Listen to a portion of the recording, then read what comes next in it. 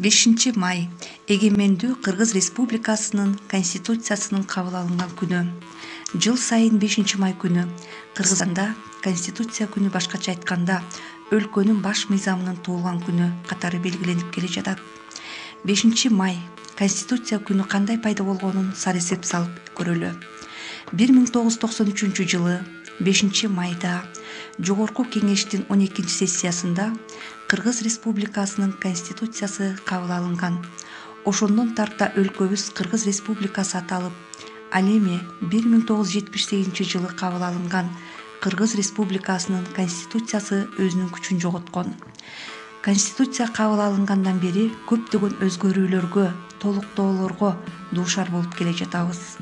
Көптөгөн дүйнө өлкөлөрүндө эле Кыргыз Республикасы үчүн Конституция баш мыйзам болуп саналат. Жарандардын негизги укуктары болуп саналат. Жыл сайын 5-май Кыргызстанда иш күн эмес катары белгиленип келе жатат.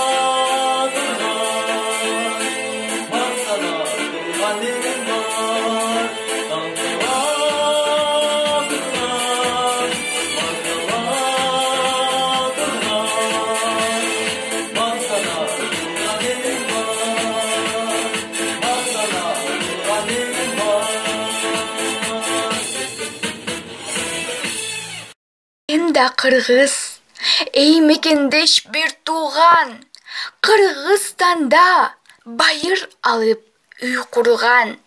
Башка улутмун деп озан багын сен мага, Кыргыз жерде кызыл байрак туу туткан. Мен кыргызмын, кыргыз болуп төрөлгөм.